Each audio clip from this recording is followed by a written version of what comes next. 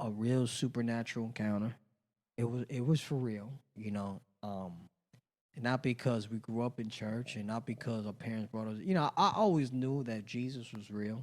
I Mm-hmm. always knew before that.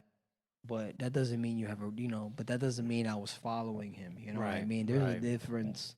There's a difference between, saying, you know somebody and not following. Right. And at that time, I had a real.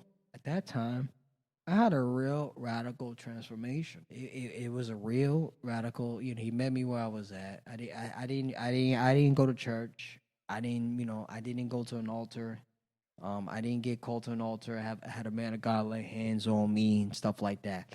It was a real transformation, a legit transform. It was a really radical, and it was a good radical transformation. It was supernatural.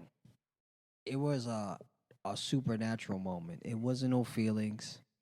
It wasn't just I was no, it was for real. It was something like out of this world.